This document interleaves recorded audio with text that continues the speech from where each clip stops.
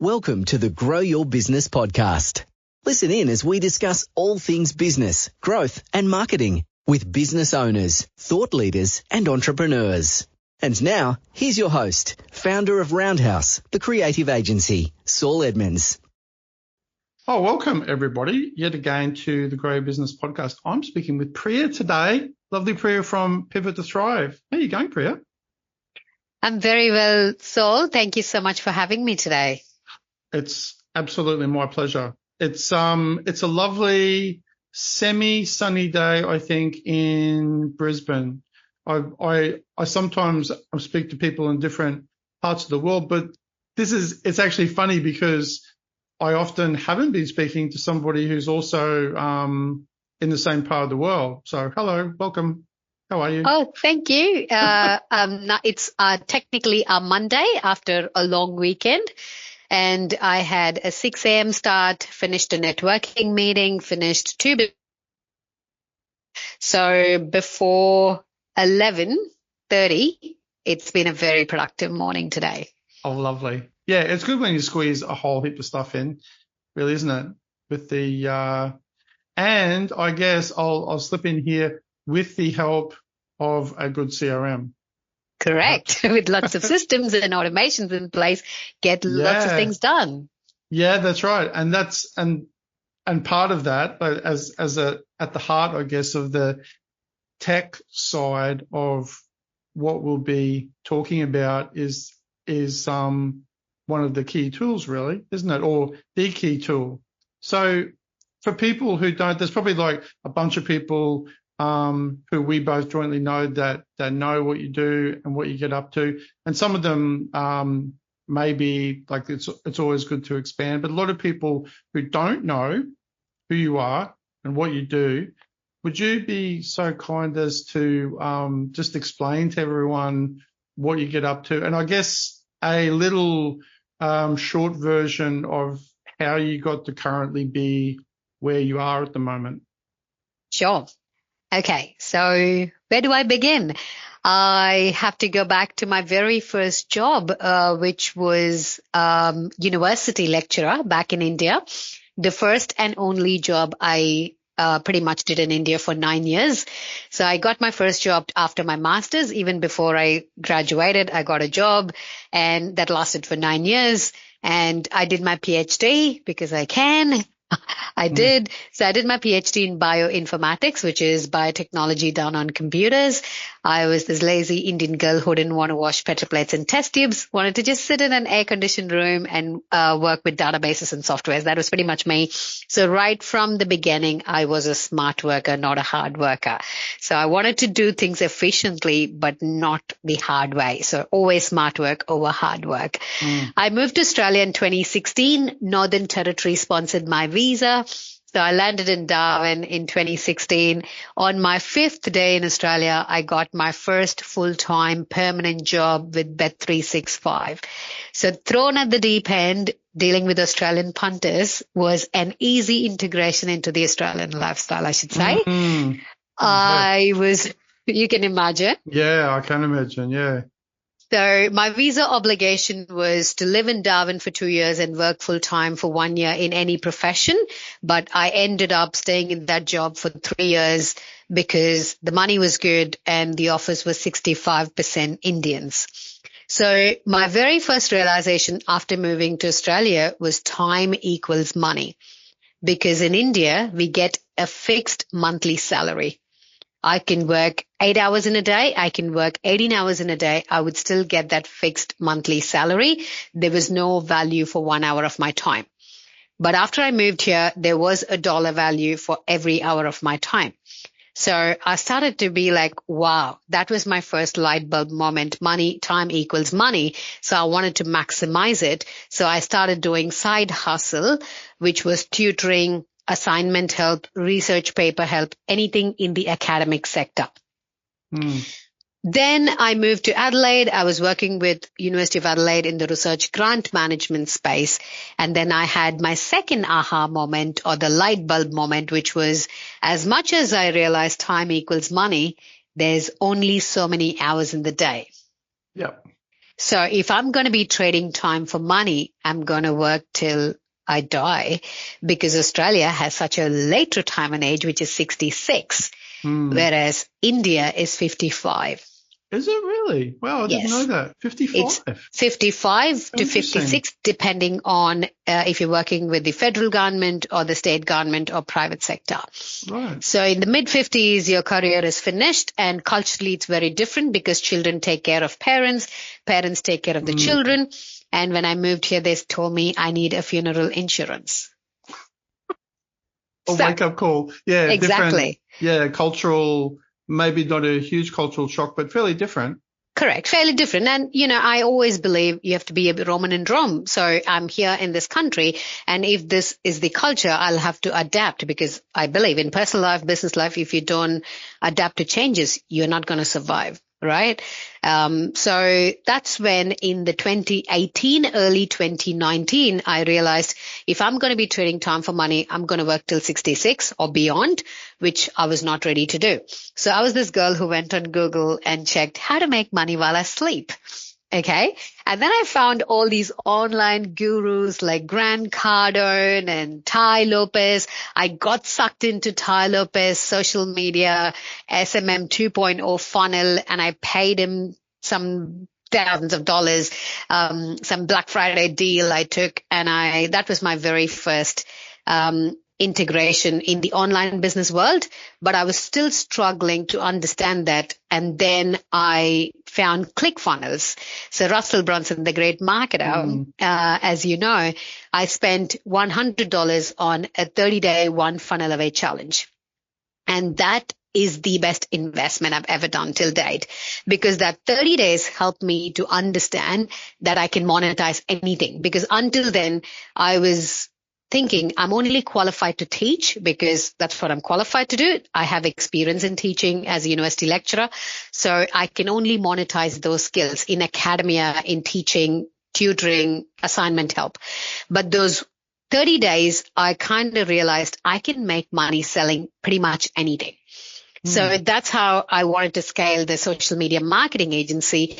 But as I scaled with a full-time job, family and children, I could not scale that model without relying on people on Upwork and Fiverr, and they didn't do a good job. So I wanted to move to something that I had more control over. And that's when I went into business mentoring, business coaching, but still specializing in marketing and sales. Because I kind of I'm somebody who can't sell the intangible stuff. I have so much respect for the mindset coaches, but I don't think I can invoice someone for just a feel good factor.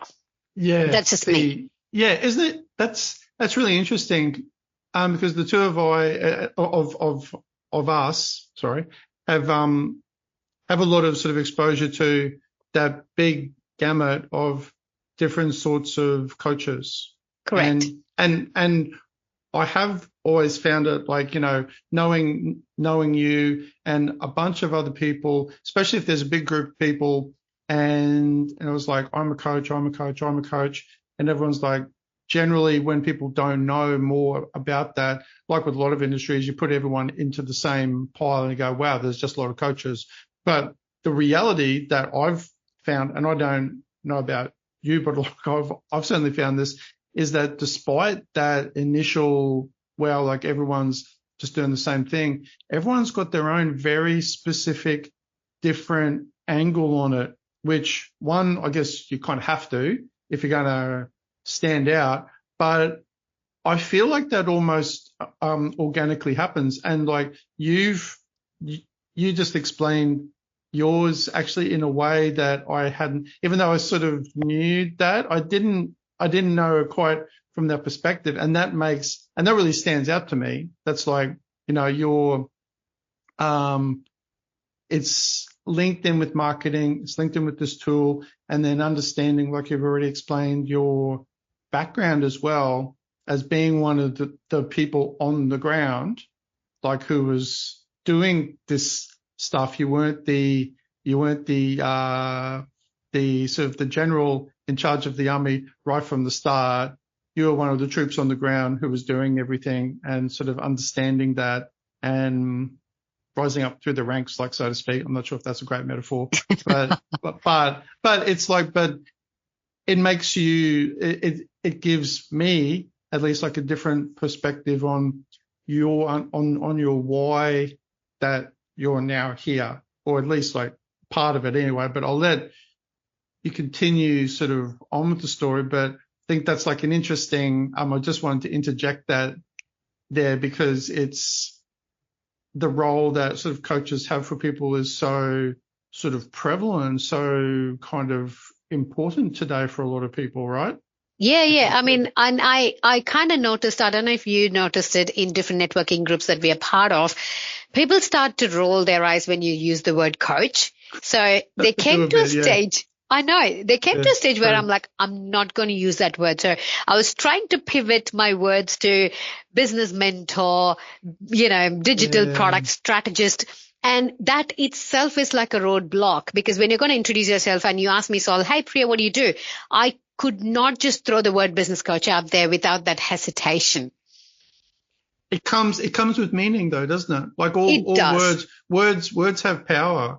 And Correct. This is like, and even like saying that, right? Going, words have power. People are like, oh, it means, I was like, no, words do, because they have meaning. The meaning of something translates to a particular power that they have over your already established idea of what that is. Yeah, so I was trying to find blanks. Alternate words for that. And I was like, no, this is not working, because I was not truthful to that. And I was using that term more for keyword purpose, but I just didn't align with that particular word. So I was like, okay, this has to change. So that's when, I think this was 2021 December, and my business would have made, I still use this word because I believe in marketing and sales, because if you don't have the right marketing and sales, it's just an expensive hobby. Because my business back in 2021 was an expensive hobby.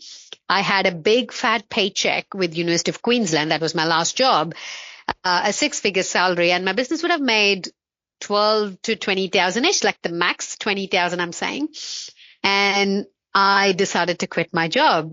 Right? I was like, I know this has got potential, but I don't have the headspace. I don't have the time to focus on the business, because I had a lot going on. So I decided to quit, but the timing could not be so wrong. I didn't realize, because I used to get paid for my December holidays, and I quit my job and I was like, yay, I'm an entrepreneur. I'm a full-time CEO, and Australia shuts down for Christmas. Yes. And I was like, what the hell have I done to myself? And I needed work to keep me sane, not kill my kids. And I was like, what do I do? So when I sat down and thought about it, I found there is this huge gap in the information or coaching industry, where there's so much advice in the market, but there's very little action. So you could be my client, showing up for every coaching call every week, and I give you exact roadmap on what you have to do, Saul, but you come back next week and tell me, sorry, Priya, I didn't have the time to do it. Sorry, Priya, I was busy. I couldn't do it. So I'm a typical Indian mum, and, how can I make my clients do the work without whacking them on the backside, in the most legal, ethical way? And then I thought, okay, let me try to bring some kind of an component in my coaching that will help people to take action. So I went on Instagram, put a story. If you are a woman or mom in India, I'm going to train you live for the next 4 weeks to become a virtual assistant. So that was literally an accidental thing that happened because I needed work to keep me sane. So the model I have is people in India pay me some money to come into my container. I train them, and based on their skill set, based on how good they are, I pair them with my clients. So 2022 January, when my clients came back after the Christmas break, I paired each one of them with few of my clients, and it was a game changer. So my tagline back then was a business coach who does marketing for you.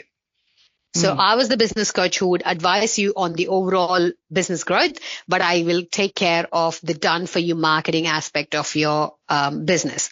So that kind of changed the trajectory, and my graph kind of started growing very, very quickly, right?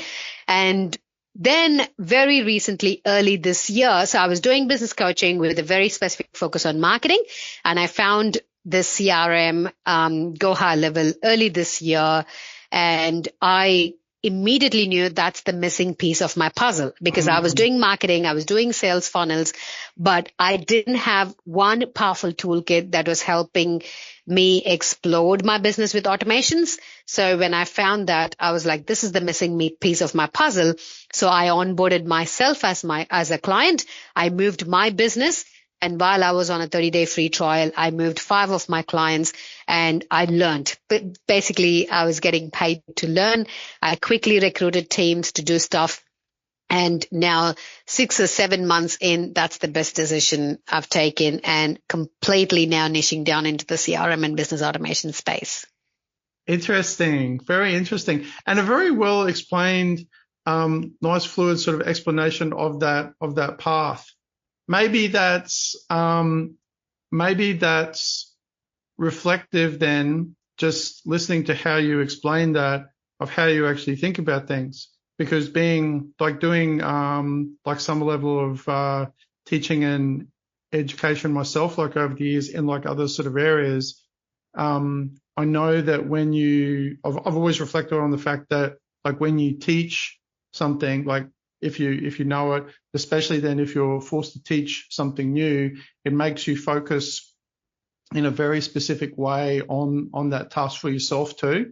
And it makes you learn, as like they say, I can't remember the exact term, but it's like the best way to learn is to teach, which is probably, I think that's the quote, something along those lines.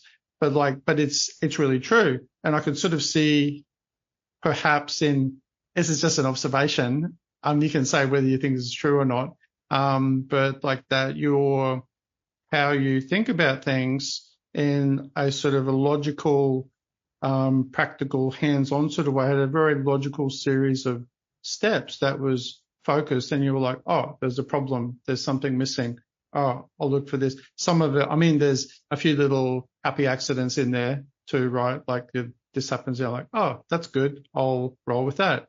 But like then I guess that's probably, from speaking to like a bunch of different other business owners and entrepreneurs like you and I do, like there seems to be a common thread of when, of the skill set or the ability to sort of kind of roll with the punches, but give it focus, is that things happen, you include it or exclude it, you make more of it, but there's a lot of trial and error, right?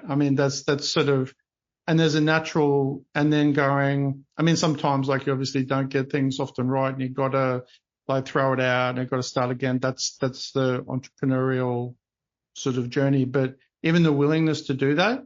And I feel like that's probably then a good, like the whole CRM thing and automation, that seems like that's a good, as a tool, it's like a good fit for someone like you too, who has that way of thinking, because it matches in, well, it just gives you like this great utility, to be able to go, okay, I'll train these other people to do this, to have that gap, to fill the gap where, like you were saying, you can, have this great tool, or you can coach somebody and you can give them the, whatever that is, you can give them the strategy, you can give them the CRM and go, here's this cool stuff.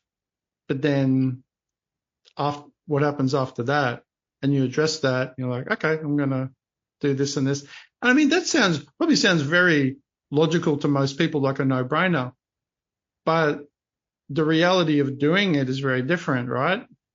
It's like, I understand. So I think really my different. core mantra is every challenge leads you to an opportunity, right? Over the years, I've gone through different challenges and hit real rock bottom in terms of health, wealth, relationship, like all aspects.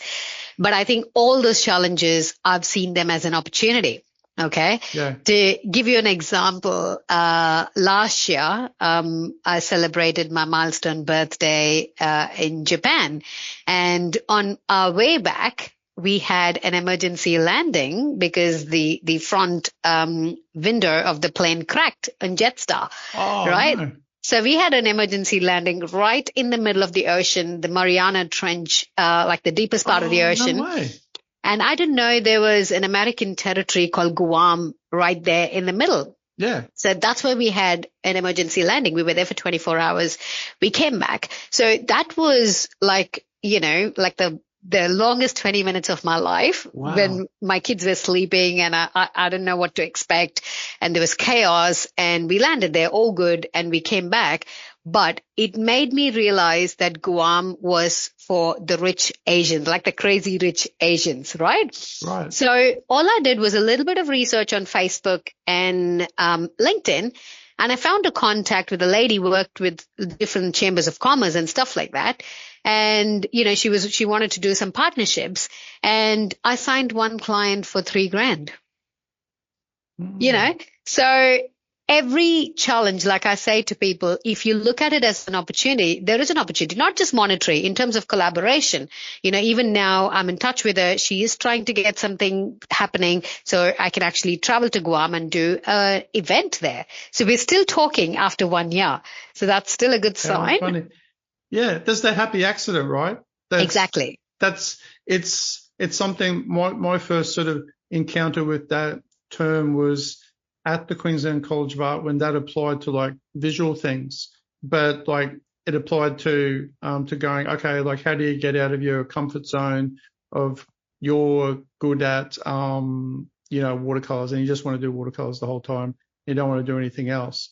But because, the creative industries, and then kind of everything too, it doesn't just apply to that, is a mental exercise. It's like a stretching your boundaries type of exercise, because once again, like the application of, whatever art skill or whatever is really just the skill. It's like the mind that does it. So having that idea of being open to the happy accident seems like a bit, I guess, to somebody maybe listening who isn't an advocate or doesn't really get it. It might sound a bit wishy-washy, a bit like, that's a bit. It was like, yeah, and it is, because it's the happy accident. You can't engineer it.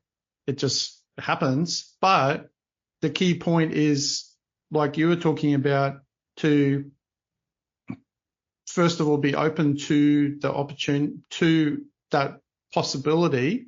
It's not the inevitability of it. It's the possibility, and to turn it around, like you were talking about, and make something of it. And that's a very sort of entrepreneurial approach too, isn't it? Like very optimistic and practical, because I can't control that situation, But so I told my husband, it's happened. Let's just go and enjoy the American territory. Jetstar is paying for it. So we have an all paid, fully paid trip in the American territory. So 24 hours out, meals, hotels, everything was paid. So we went and had a bit of fun, and we were on our way back home. So I'm like, you can't control this. So let's just make the most of it.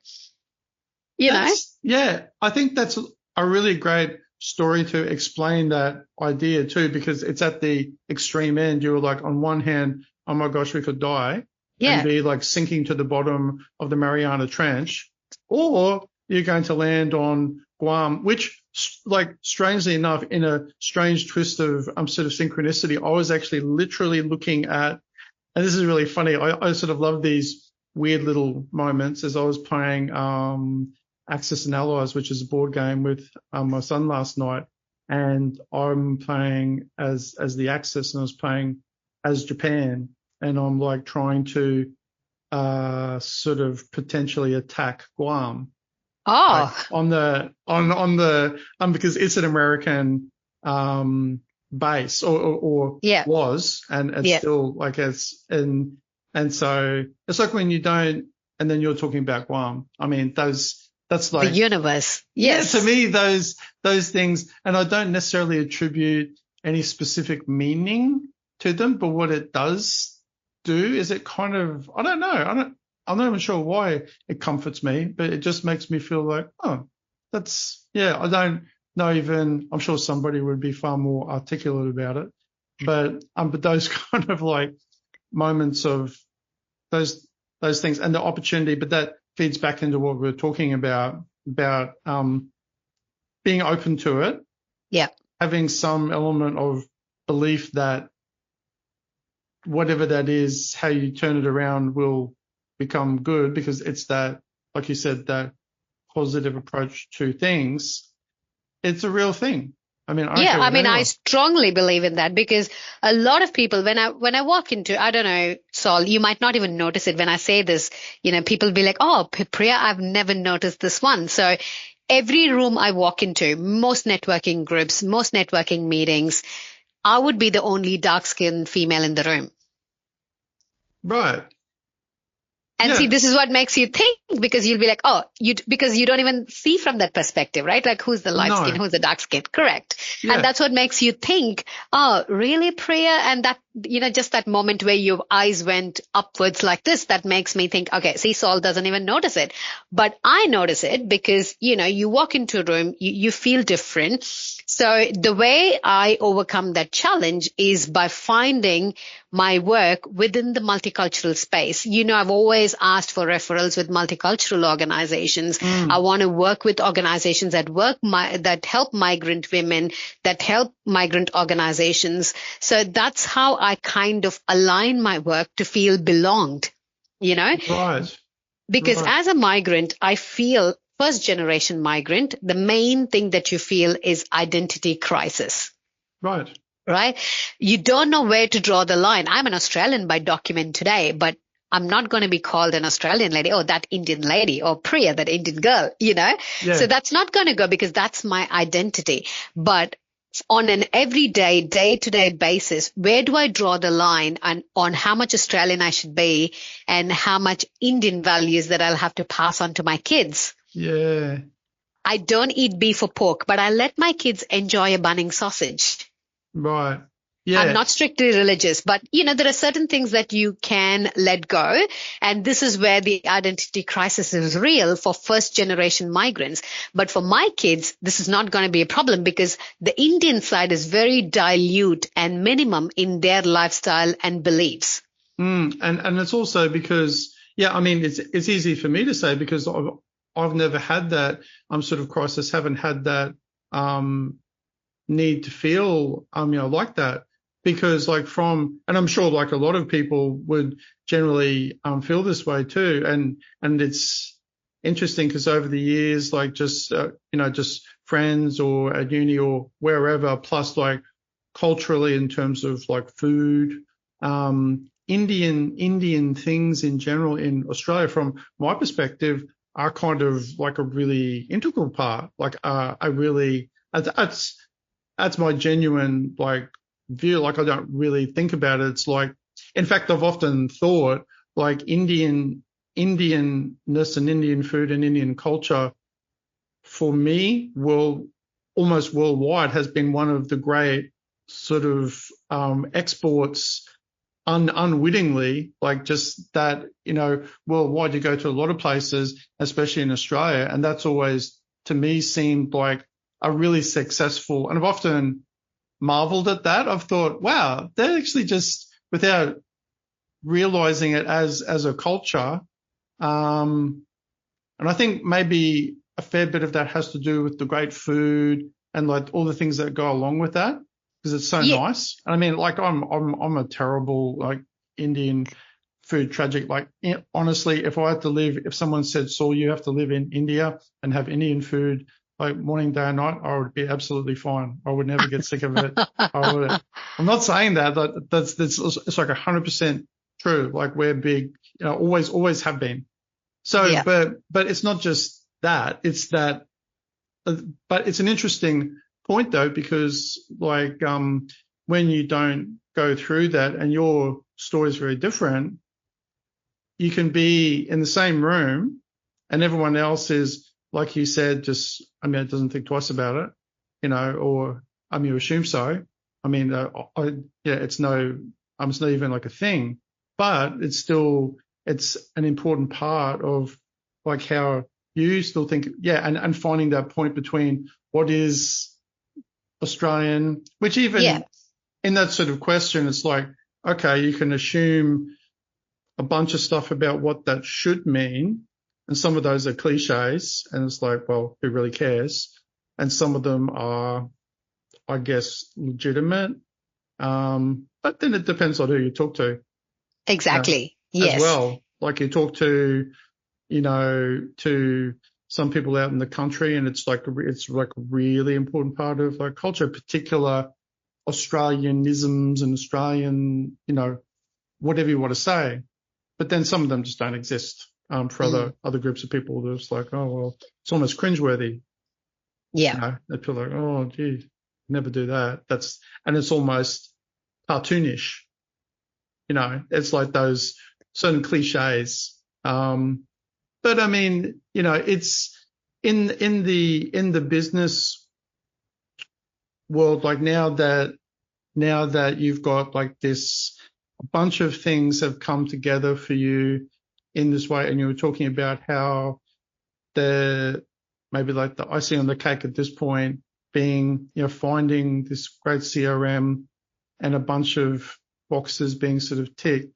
How do you now find X amount of years down the track when you're talking to business owners in Australia and in Brisbane, or just generally in Australia?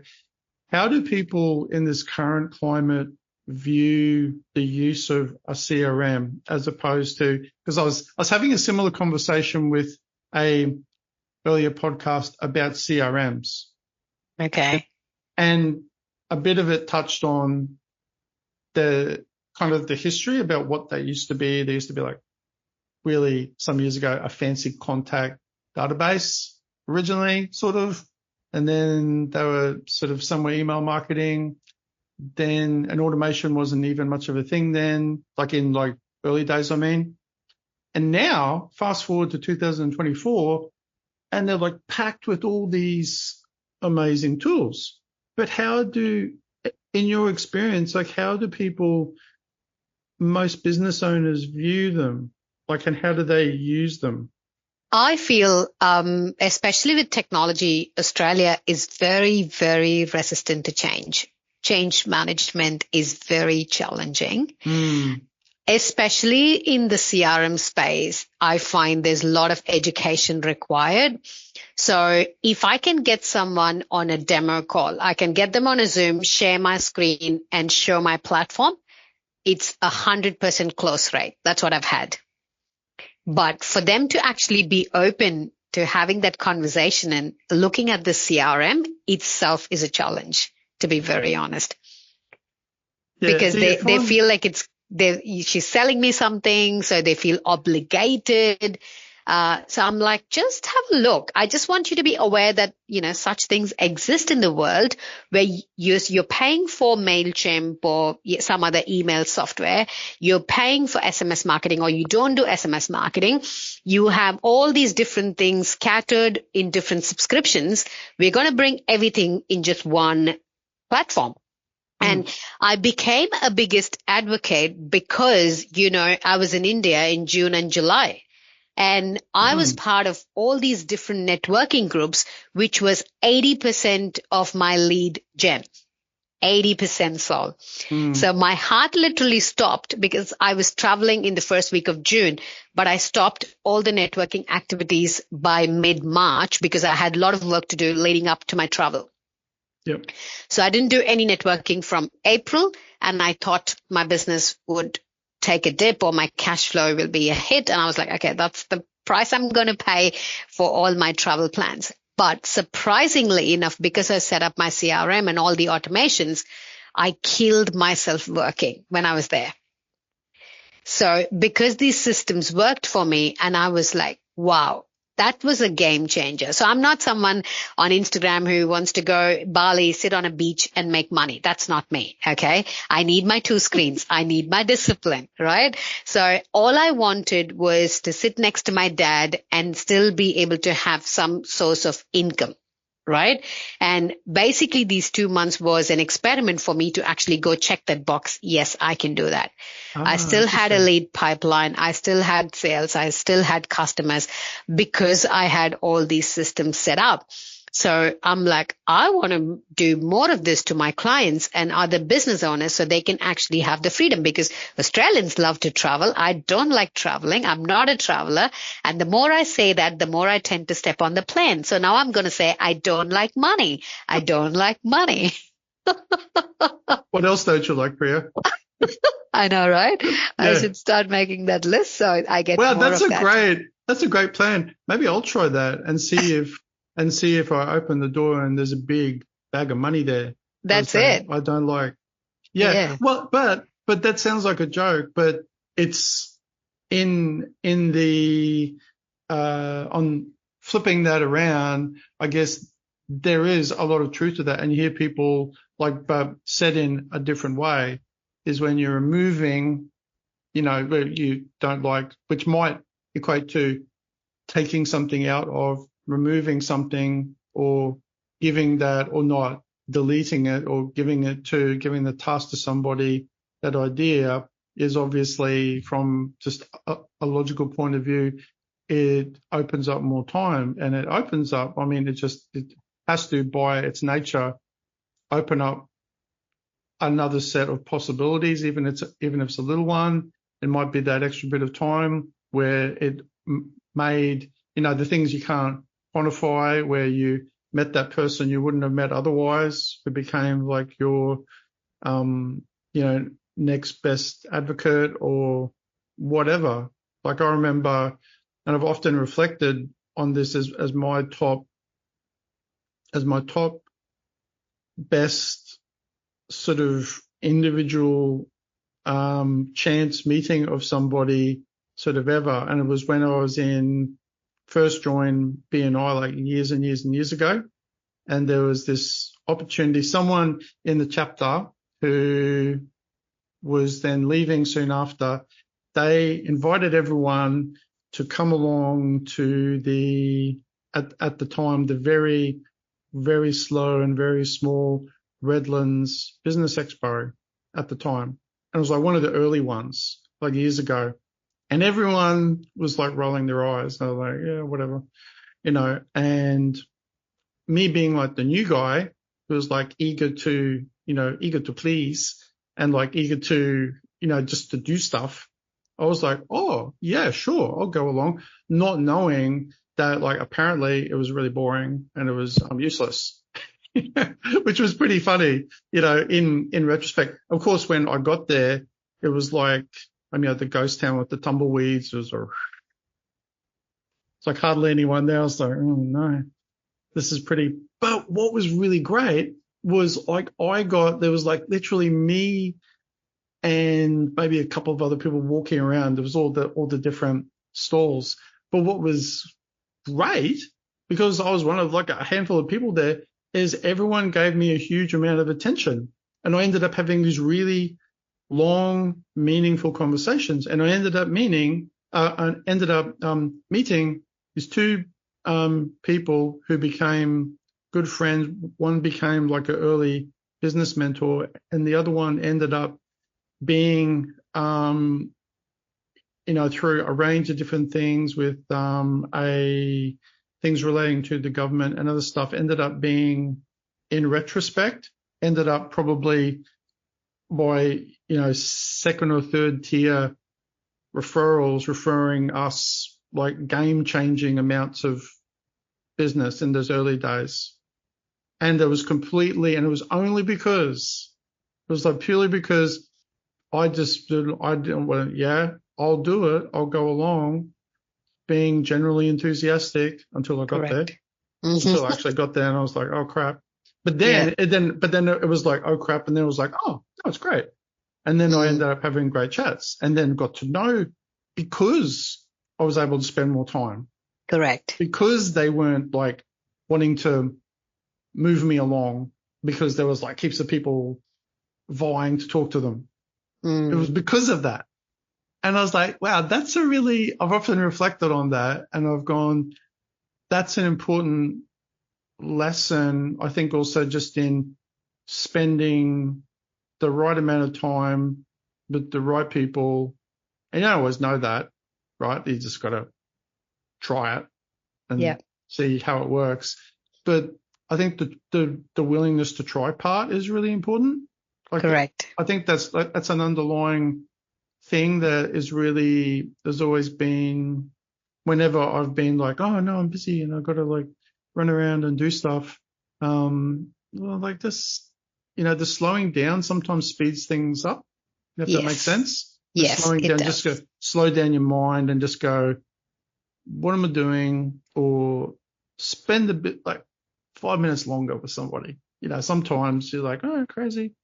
And just to go, just to put that effort in. But what's most, so now that you're in this, like, happy space, Priya, what are you in a happy space? I am. I think you are. I feel Trust like me, I think as individual, like personal life, professional life, my spiritual life, I think today I'm the best version I've ever been in my entire life. That's great. That's so great. It's very really honest. Yeah, it's really nice. And I mean, it's nice genuinely when people are just happy, but then like the flow on effect that it has to other people, it is quite, whatever framework you want to put around it, with energy or just being in the room with people, like it's a really real thing I've found.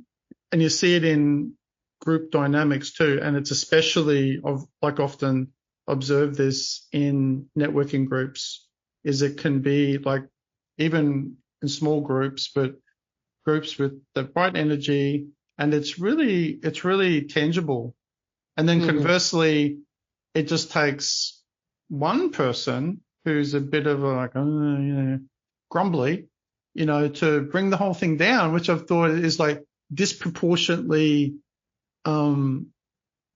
it's true though. Like I've sort of seen that. So I thought, there's obviously something very important in there, which flows on to all the things we're talking about. And then you plug it into, great tech tools that then just really enhance the underlying stuff, right? Because you have to have the, so what's your general opinion these days? Like if you have a specific opinion, if you don't, you can pass the question. If you don't want to answer it, no, actually you do have to answer it. But the whole AI thing, I know that it's like, what do you think about AI? Is it going to be bad or good, or like neither, or it's just evolving? Because it's obviously a very hot topic.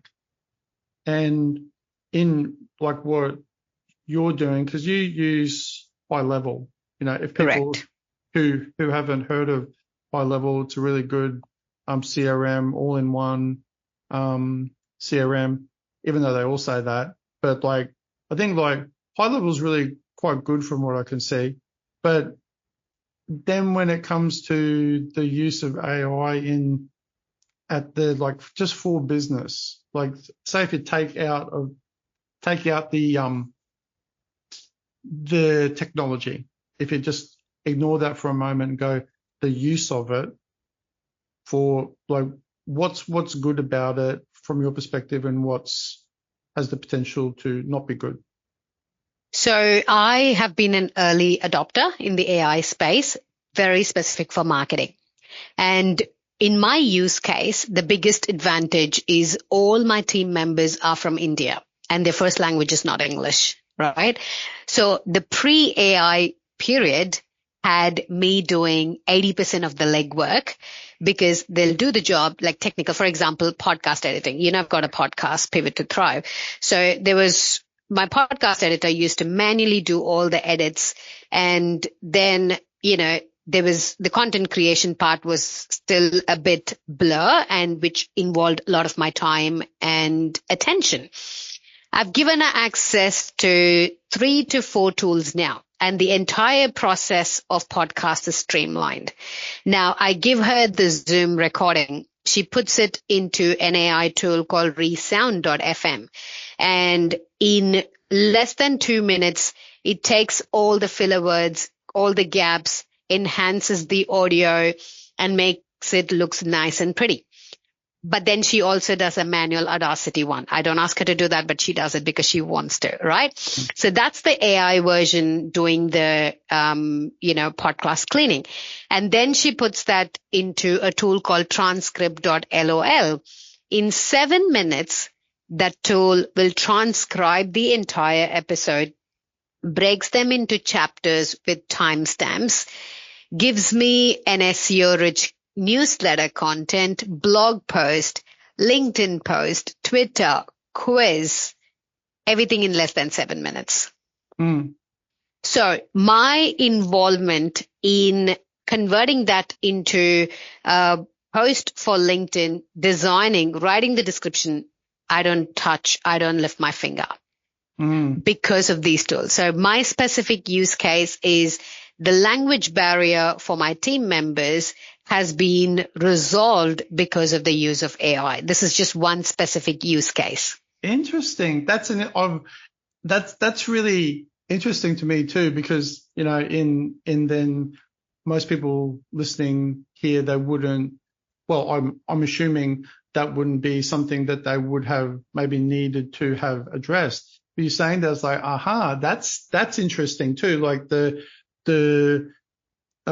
circumnavigation of like language barriers and things too. And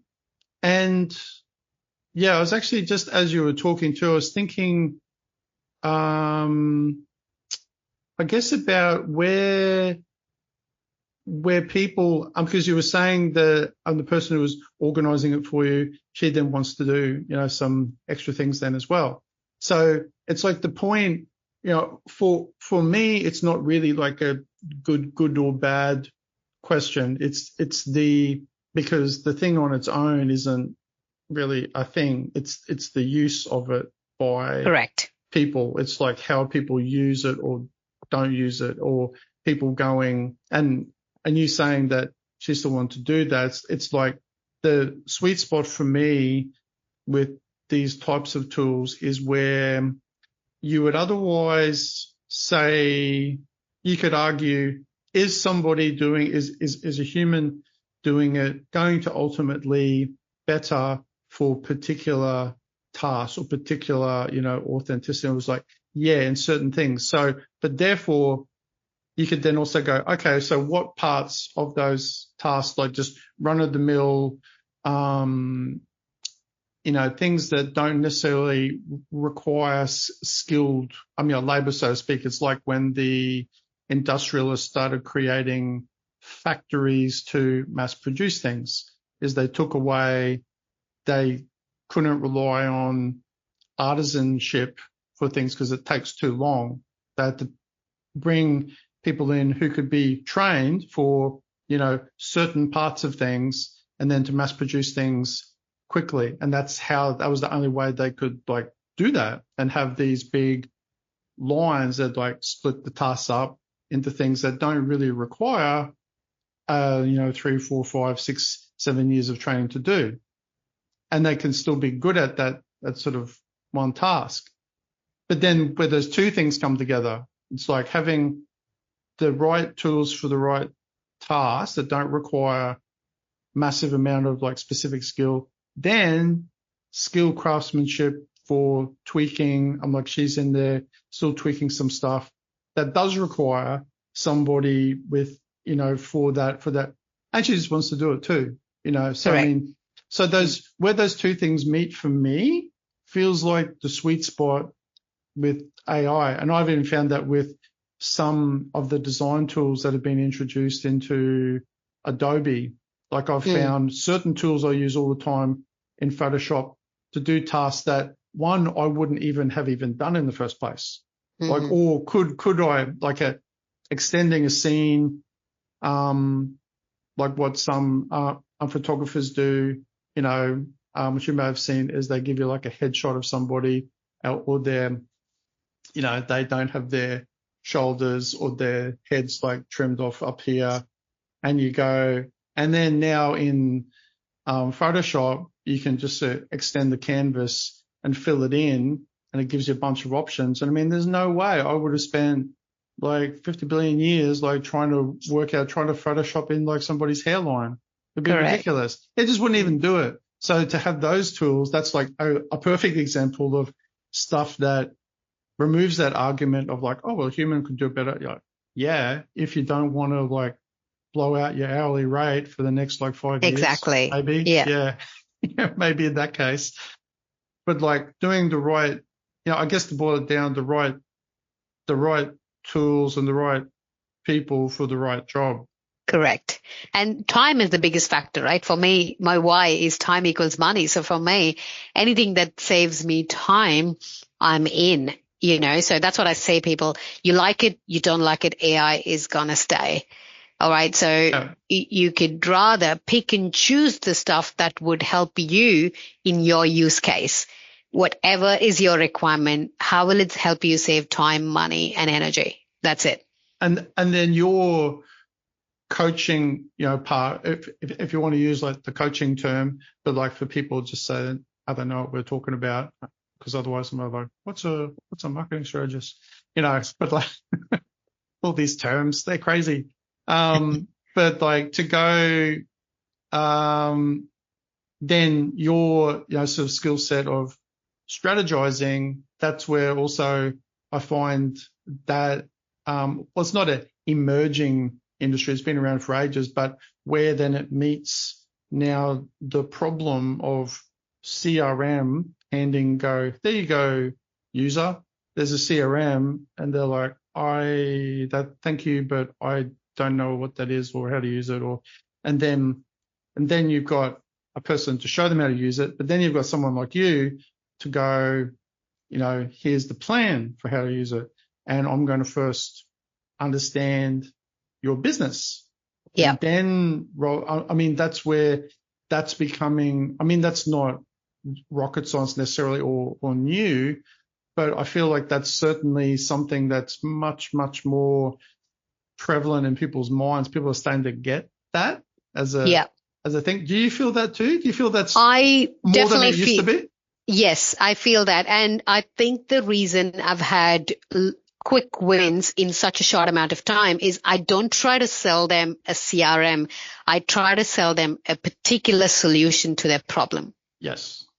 So if I ask them, okay, this is your struggle. You just need this one solution. You don't need the whole CRM setup.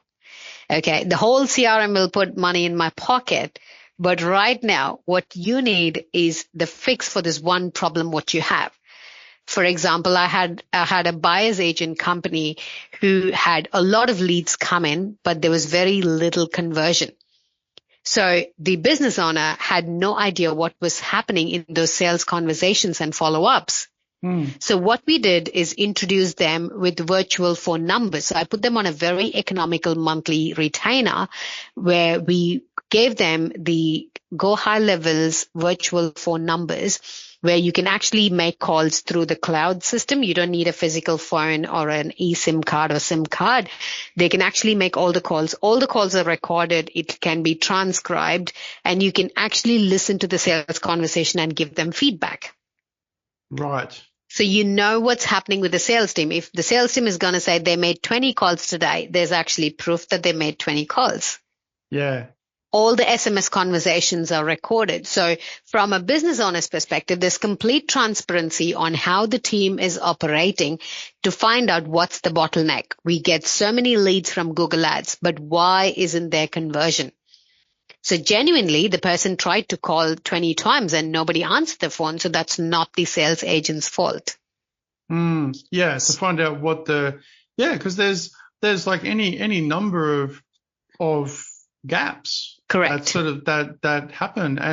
And you do, like with, really most marketing is trial and error. So trying something, testing it, and then that plus these processes, which is now, tightly integrated into marketing. Because I don't know about you, but I feel like, still there's a lot of people who, when you say marketing as an idea, It's really purely what you're like on the one side of what is being sold, how you do that, and then the design side with your brand and everything too. It's like what you're putting out there, but it's not necessarily, they don't necessarily always think, unless perhaps you're in sort of our industry, that it's then all the other things. It's like what's coming back in, and then the importance of the data, and like you're saying, just information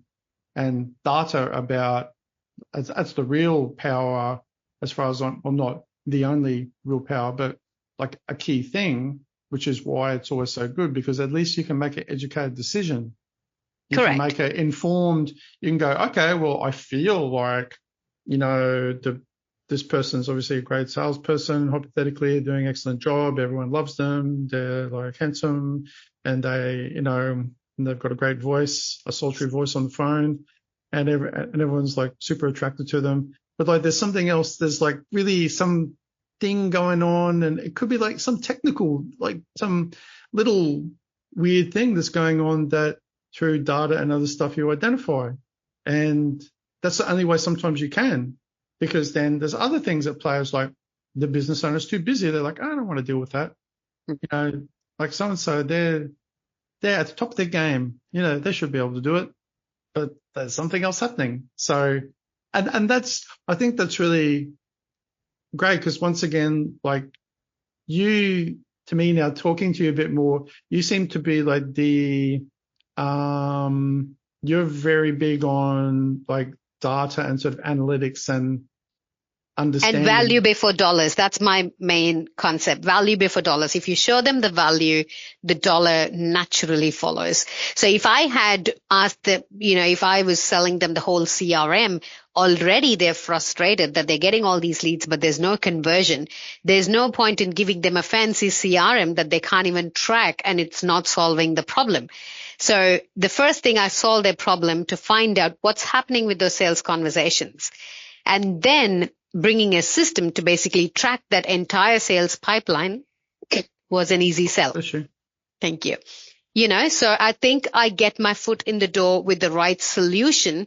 Yeah. And show them like a taste tester with a lot of money making opportunity for them.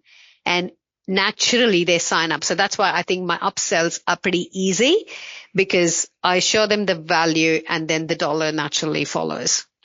Yeah. And it's funny, isn't it? Because all these things are really not, it's not a complicated idea. That's what most people really want. I mean, that's what I want. If somebody goes, their whatever service, and I mean, some services are very transactional though too. So there's not this, like this is a bit different because there's a process and it's got, correct, and more meaning is applied to it and then there's more, money sometimes, and there's a lot of unknowns. It's, different too if someone comes over and fixes my, pipe in the toilet. There's as a logical, to some extent, there's more transactional things and there's less, and there's ones that have all these other factors to them. And so to me that then, there's more meaning applied to it. So therefore, if there's more meaning attributed to that service, perhaps it becomes like even more important to do what you're talking. I mean, it's important anyway, right? To explain things well, and that's always important, but it becomes even more important because of these other factors. Yeah. And that's why I feel tradies, like the traditional businesses like electrician, plumber, mechanic, dentists, they all make lots of money from networking referrals because it's pretty straightforward, fair and square, black and white. True. They know when to call an electrician. They know when to call a plumber, but they don't know when to call a CRM expert, or they feel that, crappy looking website is better. They don't have to speak to Saul. You know what I mean?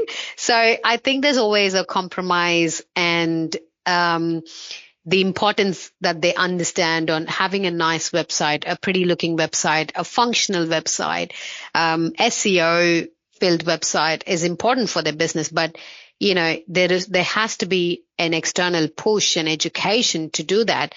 But if you have a wire hanging in your house, you immediately call an electrician because you know the risk of not fixing it. But I think people don't quantify the gaps and the money leaks in the business due to a shitty website or not having a CRM. No, and I mean, I get that completely.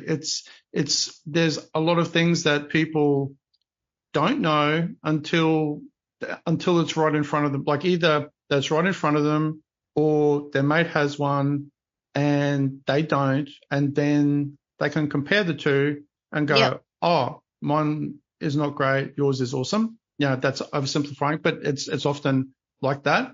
Or something happens, or their site gets hacked, or they are just, Or they choose to DIY.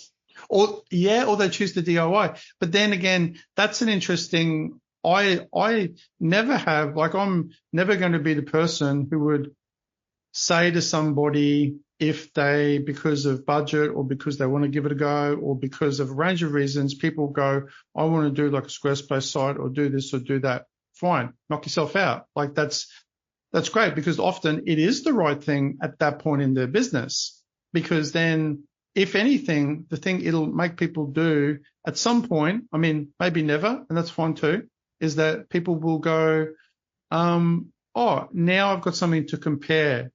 I'm not a designer. Like, it's like, I'm not a plumber. Yeah, I could like try to fashion some pipes and do some drainage, and the plumber's going to come along and go, yeah, that's really terrible, but I'll be really proud of what I've done. But at some point, I'll realize I need a proper plumber, a proper, I'm not a handyman, and you need to do it right. But it's a catalyst for people to have that realization to do it themselves. And that's a good thing.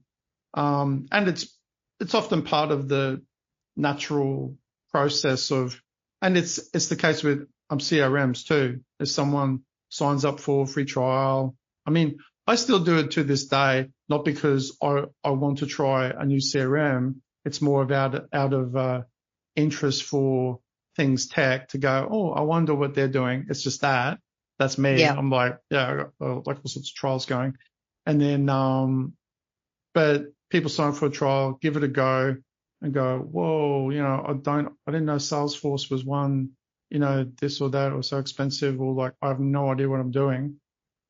And that's not necessarily the fault of the technology. It's the fault of, well, it's nobody's fault. It's the mismatching of requirements with potential assistance or lack of, or all these like just really human things. It's got nothing to do with like the technology in a way. It's just a misalignment of, it's like I go, I'm not really into cars and I just want to get a car to go from A to B. And then someone's, trying to sell me a Mercedes, 4-wheel drive with like AI in it. And like, oh, I don't really need that and I can't afford it. But like it's just the misalignment of needs then too. So, and I think that is also another challenge I'm facing right now is my other, friends in the marketing space who sell them stuff that is not required by the business. Yeah. And then when I talk to them, I'm like, oh, you don't need, like, I spoke to somebody who, in that niche, she does not need a Salesforce with ClickFunnels, but she was sold a Salesforce CRM with ClickFunnels edition. And I'm like, you don't need it for your business. Yeah. But then it just comes back to, well, it's all those human things. It's like it's not going away anytime soon. People will do what people do. People will try to sell all sorts of stuff where people don't need it. I mean, that's not going to stop. That's going to happen. All that other people can do is go, hey, dude, don't do it. I had to do that this morning. I'm with somebody. Like, literally, we just got a domain redirect that's been there for years. The domain expired. It was renewed, and they got on the phone to the previous provider, and they said they had to have hosting. I said, you don't need hosting because we already host it. But they were trying to, it was like, sell, So, sell, sell. mm, I was like, don't do it because like you don't need it. And then they're going to have you on some, plan. But once again, that's not going away.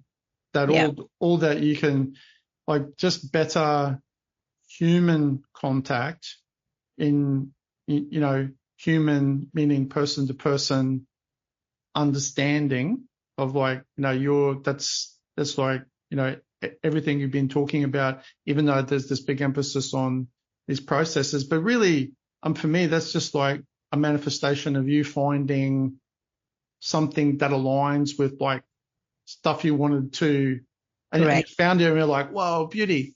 I found, this great tool.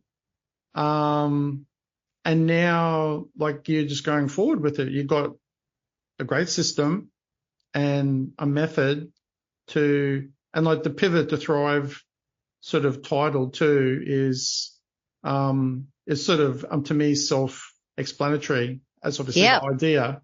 If nothing is working, don't quit, just pivot, because that's Yeah. all you do. You don't quit, you just keep moving. As you know, in the entrepreneurial spirit, there are days where you just spiral down self-doubt and go on seek and look for jobs. But the next morning you're out there. I've done it, I've done it multiple Yeah. times.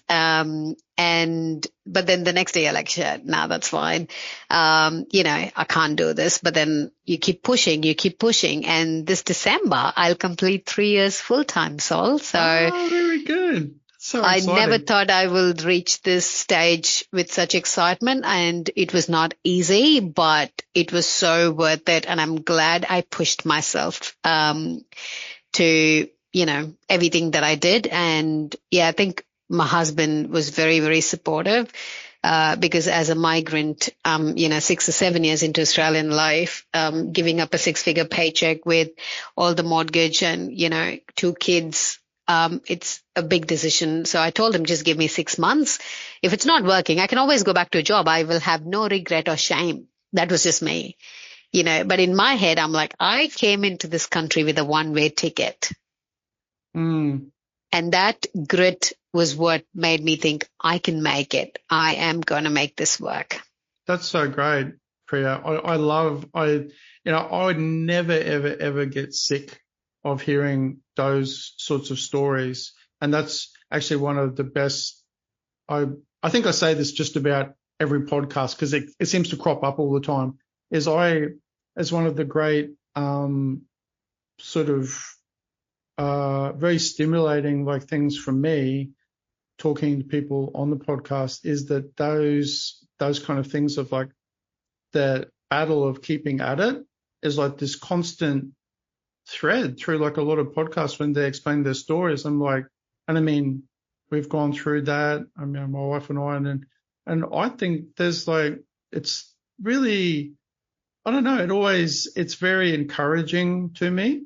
And it's really, and it's, one, they're great stories and everyone loves a good, powerful story. I mean, it's like what everything's driven by is by, stories because you can relate to it. And and I think almost more than anything, people, well, from a personal perspective, I like them because it helps me to keep going and to go, oh yeah. And I know it's really corny, but I always really love, like, I was never any big, like, I'm Sylvester Stallone or like Rocky fan, right? Like the Rocky movies, but I love the story. I'm sure it's true. It's unless it was just like a great, marketing ploy, of which he was clearly like a very persistent guy that when he made, I'm not sure whether you know this story, that when he went to make the Rocky movie, because it was his whole concept, it was his idea, and he like wrote and he wrote it and then started it, so it was his baby. And he went to, it was like something like more than 100 film houses or producers to make it, and they were either like no, just time and time again. And he kept at it and at it and at it. And it's like one of those super, persistent stories that then in its own way is reflective in the movie, because he's like the outcast, downtrodden. I mean, I'm a sucker for those stories. I'm just terrible. It's like when I see like sad animal stories. Sorry, I always cry. And I was like, the dog came home finally, all that sort of stuff. I'm terrible at that. But like those stories, as cliched as they are, they're really popular and Correct. powerful because people resonate with them. And I always loved that story. And then finally, and there were people who were then even like, okay, we can make it, we're going to fund it, but like you can't be the star. And he's like, no, still no. It was like he had a vision. And I mean, sometimes those things then don't work out and things are a flop. But then what if they're not? And you do keep at it. And I like those, and your story with that. I think it's wonderful. And it's nice that, because I see you at the various networking groups we go to, and people's presence in places does show itself very strongly, especially in the other groups of people. Hey, where you see, people stand up and talk about things, and like you always, it's always very apparent, with you and then with other people when you are actually passionate about stuff. It's really obvious. Like you can't really fake that. I can't even fake a smile, Saul. I'm too honest and upfront for a South Indian girl. Oh, Priya. No, but like, yeah, but you then don't have to fake a smile, because you're obviously very, very happy. You're in a good place, and then at the end of the day, that's great for everyone you're working with. Yeah. That's at the heart of it. Like, you hear that other people that we know talk about, you got to be there for yourself first. And I think that's really true. It's like 100%. You got to be, if you're not happy, and like, you can't. I'm sure there's people out there who are good at disguising things for sure. Like, I'm not one of them. Trust me, when I quit my job with UQ, the reason I told my husband, I still remember, I told him, dude, I lost my smile. Through COVID, I was just sitting contracts after contracts. I was in the grant management space. So 3 screens, contract after contract, 8 hours in a day. And it was so monotonous. And I told him, I don't have a social element, and I lost my smile. And I told him it's expensive.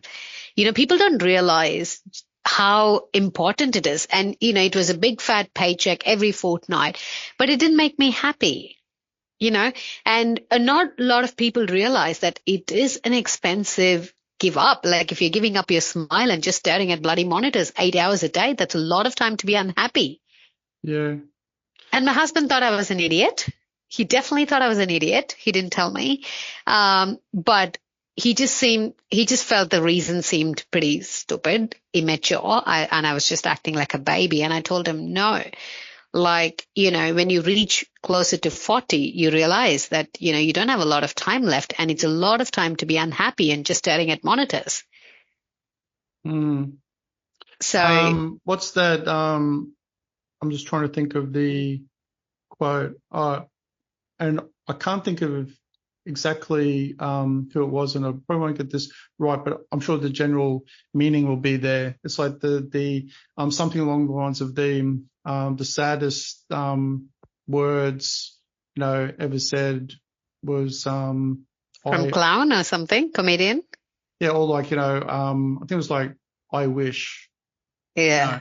And I think that's really true. I think it is. Like, you don't want to have, as much as you can, avoid it, to have any regrets about things. Regrets. And Correct. it doesn't have to translate to, I'm going to go and do like wingsuit diving from the Alps tomorrow and like kill myself.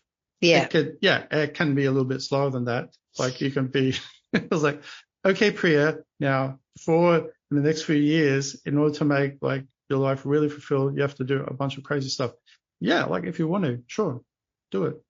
But like, just do things that make you happy. Yeah, It is, I think things are actually as simple as that. But by being happy then often translates, in my experience, like real happiness is actually about, like, sorry in advance, people, for any potential cliches. Warning, warning, but like that, it actually, you feel like the best really when you're actually helping other people out. correct. You actually do. Like, it's really, when you see like somebody else do something really cool, and like, and I've often reflected on why, when I play squash, and I bring it up every podcast, and people are going, there he is talking about squash again. Like, I don't care. I love it.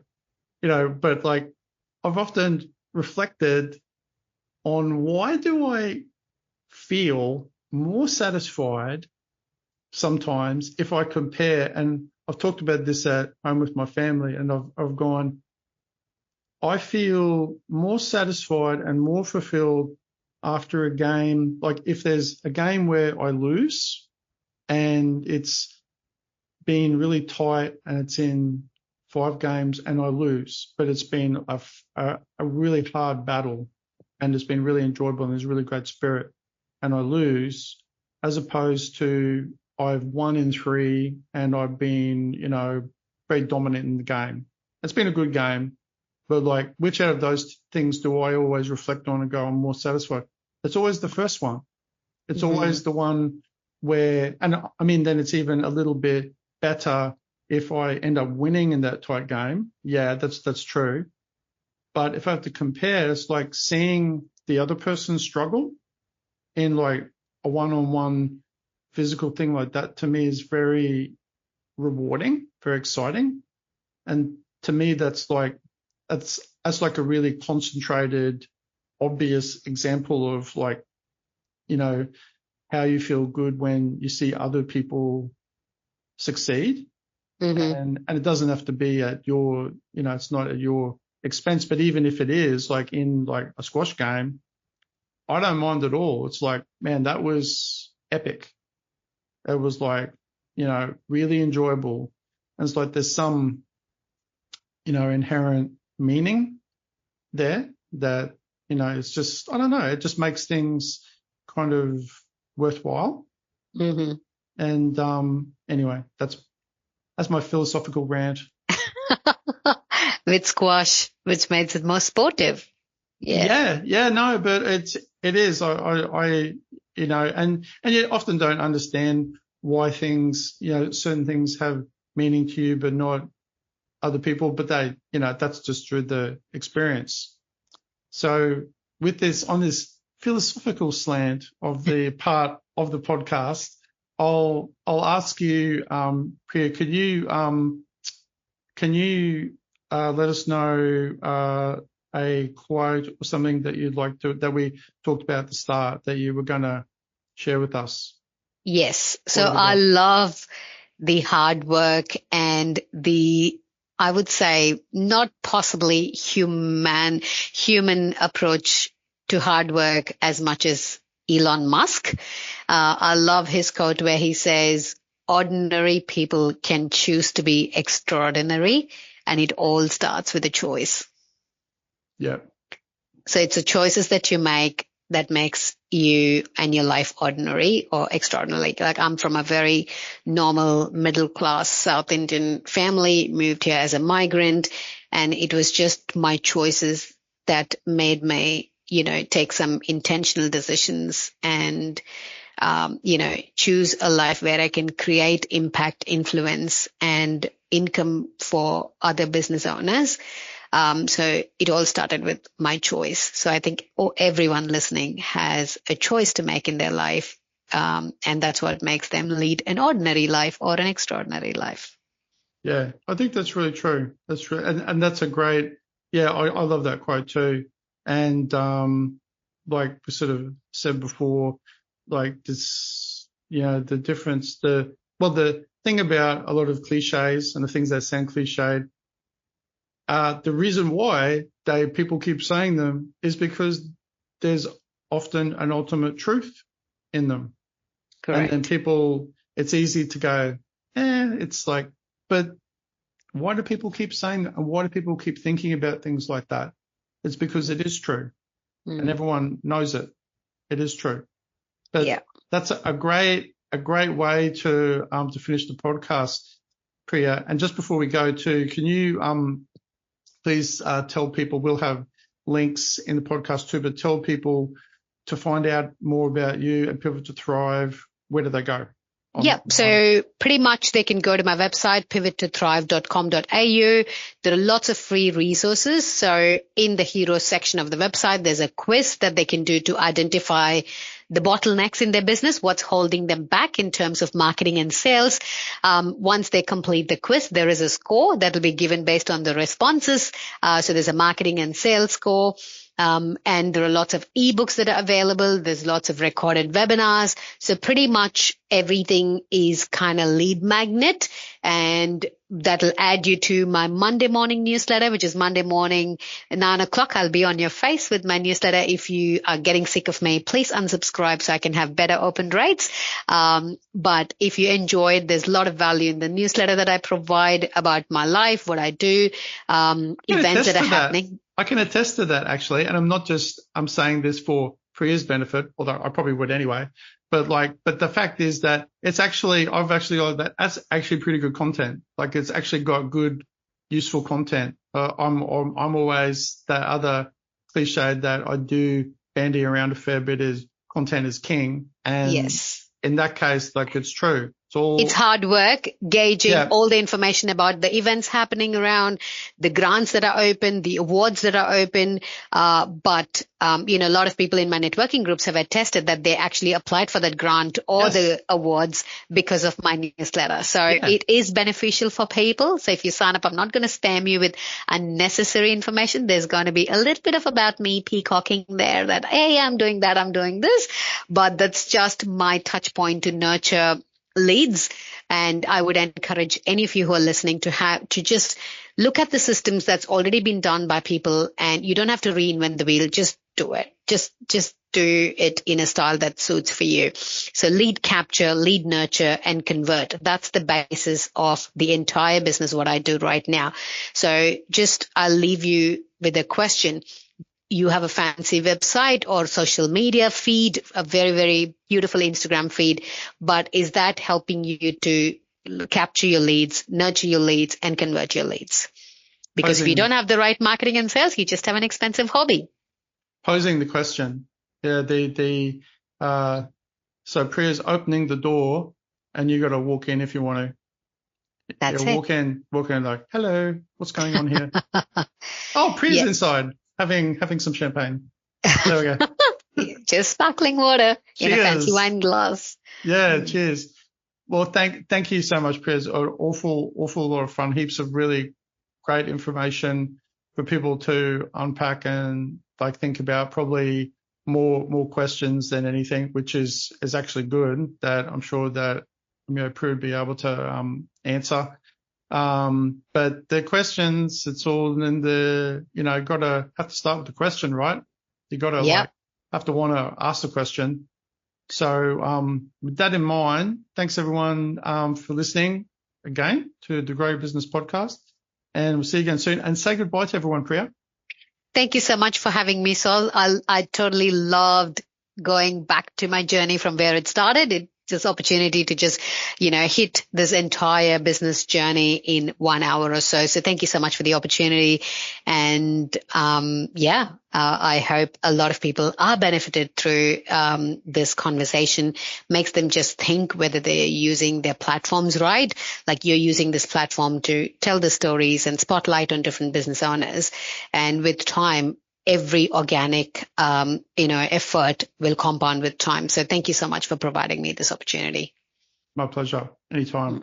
Thanks, Priya. Thanks, everyone. See ya. Thanks for tuning in to today's episode of Grow Your Business. Have a great day, and we'll see you next time here at the Grow Your Business podcast.